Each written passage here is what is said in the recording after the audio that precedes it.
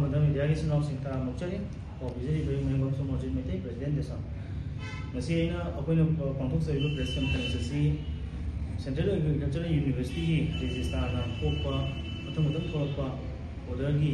मखा चथक कोइन 16 दिसंबर 2024 दा थोपा requirement examination notice मगी मुतुंगिना high university सिना लौगदबा post LTC, UTC, field laboratory assistant, highly visible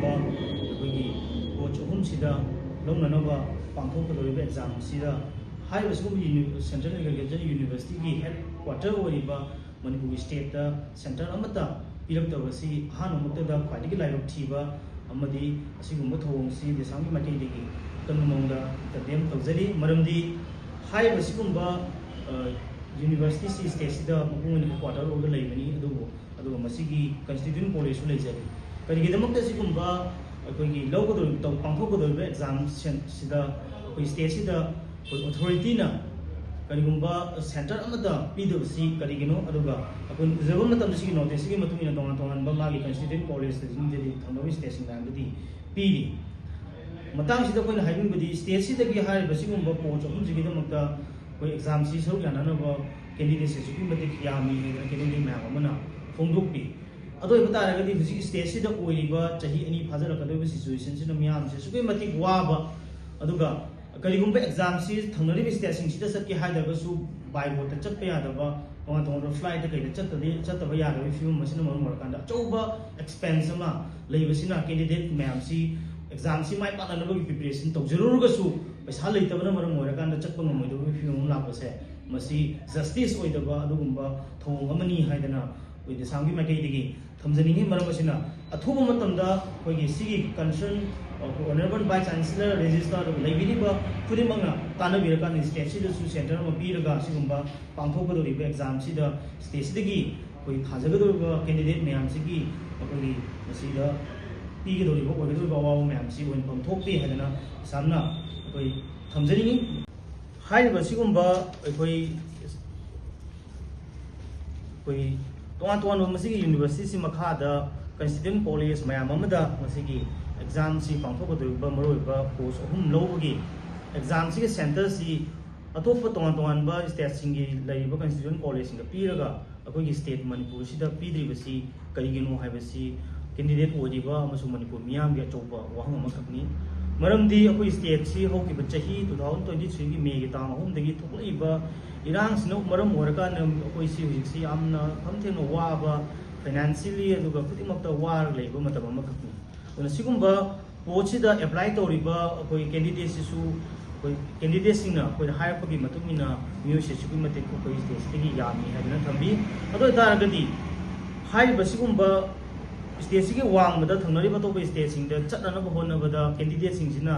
मसी तंगाई Fadna bike Chatap यादबगी situation अम हुजिक लेरिबनिना मसी flight ता अदुगा तोंगान बा means की जिंग चटनब होनरबा चौबा सेंफम मा कोई पुथोकतब यादबगी वफम लापचिन मन मोरगा कैंडिडेट कयाम कोई हाई एग्जाम सिदा कोई मायोननबा कोई अप्लाई तौरसु रजिस्ट्रेशन तौरसु एम कार्ड फंगसु कयाम यामना सरुक याबु ngमगदुइबनो हाइबसी अचौबा वहां मखक ओइरगा लै अदुना असिगुंबा फिल्म मसिदा हारिबा कोई सेंट्रल एग्रीकल्चरल यूनिवर्सिटी की ऑनरेबल बाय चांसलर अदुगा रजिस्टर तो लैरिबा खुदिमंगना अतुबा मसमदा मसिगी अखोइगी तंगाई फदबा अखोइ मिफम पांथोकांदा स्टेट सिदसु असिगुंबा सेंटर मा पीरगा स्टेट सिदगे अप्लाई तौरिबा कैंडिडेट मयामसी मफम मसिदा थानबंग फंगनरबगी पांबयमा सोइदना लौखटगदबनी हाइबसी देसांगी माइकैदगी कैंडिडेट मयामगी बिहाफता कोई हाइजरी अमसुंग अपील तौजरी लोइनना अखोइ सिगी यूनिवर्सिटी सि देसामसु कोई हौकिबा था खर सिदगी हौरगा कन्ना कोई फॉलो अप तौरगसु लाखबा कोई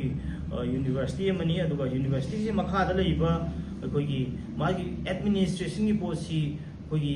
याम पेनिंगाई ओइदबा फियम the ngasi su dum khaleena khali mayam su hena khambibuduni desamna haukiba tha khragi mamadi puthokton lakwa sigumba university sigi makhada laiba college of agriculture erosion ba sigi wathoksi ngasi phawda अखोई लोइसिंदना अदुमक अखोई मसी concern authority सिंगना लै अमखक Punjab मतमदा हाइबा सिगुंबा college of agriculture इरोसेम दा लैबा सिगुंबा college सिगी दिन से हुजि फावदा Moina 5 August 2024 regular दिन अमा खननबगी advertisement थोक्तना लेदना हुजी फाउदा process तौरगसु हुजी फाउदा था मरी मंगा अखोई फाजलकदरबसी फाउदा चप चाना मागी दिन अमा रेगुलर दिन अमा खंदना लेबा सिगी सिदा अखोइन उजबदी हाइबसिगुम्बा यूनिवर्सिटी के एडमिनिस्ट्रेशन मरोना वाइस चांसलर रजिस्टर लेबा म्यामसे मसीना इंटेंशनली मखोई खुदुंगसाब खर येंगा सिगे एडमिनिस्ट्रेशन सी तौरबरा हाइबसिगे चौबा वहंग अमा अखोई थोगले मरमसिना सिगुम्बा स्टेट सिगे यम मरु ओइबा स्टेट सिदी लौ सिंगुबदसु याम युफम ओइबा दुगुम स्टेट अमने अदुना मसी साइंटिफिकली अखोई लौ सिंगुबसि माइ पांगनो होनबदा कॉलेज ऑफ एग्रीकल्चर यूरोसियम बसि थोइदो हिंदुना मरु ओइबा इंस्टीट्यूशन अमने अदुना सिगुम्बा इंस्टीट्यूशन सी दम सांगना मसिगे दिन सी इंचार्ज हाइदना सुम अमदंग थोक तौरगा मसिगी एडमिनिस्ट्रेशन सी अखोई नेना तादना कांगखोंग साहलगा थंबगी थोंगसे मसि मखाताना अखोई येंगदुना लैरोय मरमसिना अथॉरिटी ना थुब मतमदसु सिगुम्बा अखोई हांगदुना लैरिबा कॉलेज ऑफ एग्रीकल्चर यूरोसियनबगी रेगुलर दिन खनबगी प्रोसेस अदुगा मसिगी अतोतोपा कॉलेज मयांगिसु मसिगी मई दिन खनबगी अतोतोपा पोस्ट लबो मयांगी प्रोसेस है अथुबोदन लोइसलगा अखोई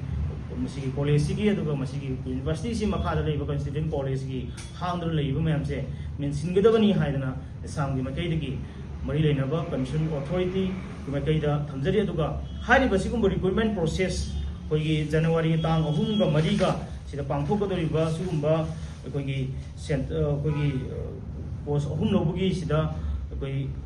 कैंडिडेट सिंगी बिहाफ दा देसाम अथु मतमदा concern authority ministry of agriculture and farmer welfare अदुगा मरी लेनबा मयामदसु अयिबा चिरोन थादना मसी तक्सिलगनी हाय वफम सिसु मसी मीडिया की चिन्नाव सिंगी कुथांगदा यांग फोन द खंजरे